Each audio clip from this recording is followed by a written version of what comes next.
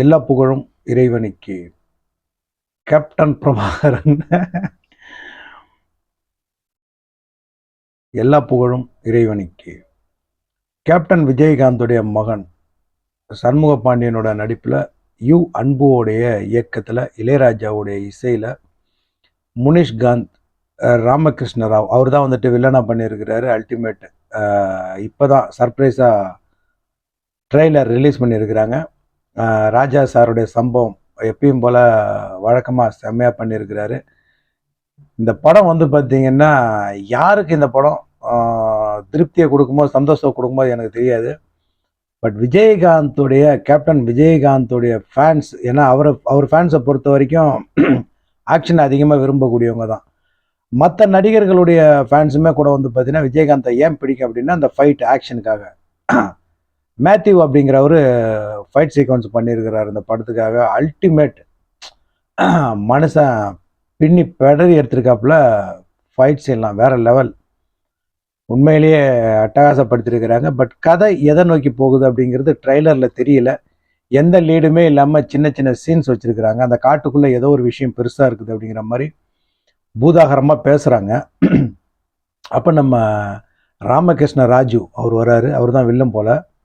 அவர் வர்றாரு. முனிஷ்காந்த் ஒரு சீனுக்கு வராப்புல. கஸ்தூரி ராஜுக்கு ஒரு 2 கட்டிங் கொடுத்துருக்குறாங்க படத்தில் இந்த ட்ரெய்லரில். அவங்க யாமினி சந்தர், அவங்க வந்துட்டு முனிஷ்காந்துடைய மகள் போல் அந்த கேரக்டர் பண்ணியிருக்கிறாங்க. கஸ்தூரி ராஜாவுடைய மகன் நம்ம சண்முக பாண்டியன். ஃபைட்டு அல்டிமேட்டுங்க, அதை வந்துட்டு மாற்று கருத்தே கிடையாது. மேத்யூ எப்படி விஜயகாந்துக்கு ஒரு சுப்பராயன் ஆரம்பத்தில் அமைஞ்சாரோ, அதுக்கு பிறகு சுப்பராயனுடைய உதவியாளர் தான் ராக்கி ராஜேஷ்.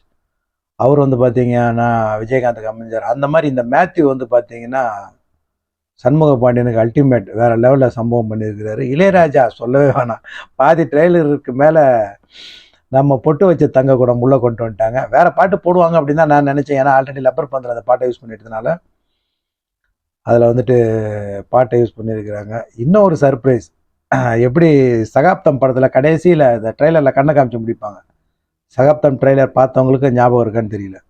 அந்த ட்ரெய்லரை அதை கூட அந்த விழாவில் ரவிக்குமார் சொல்லியிருப்பார், உங்கள் அப்பா எதை சம்பாதிச்சு வச்சிருக்கிறாரோ இல்லையோ, இந்த கண்ணை காட்டும்போது ஒரு குரல் வந்துச்சு பாருங்க, அதை தான் உங்கள் அப்பா சம்பாதிச்சு வச்ச கூட்டம் அப்படின்னு.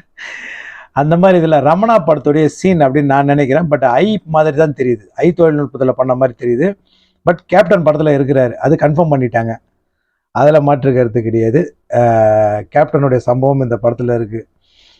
ஸோ எந்த அளவுக்கு மகிழ்ச்சியை நான் சொல்கிறேங்கிறது உங்களுக்கு அந்த பேச்சிலே புரியும்னு நினைக்கிறேன்.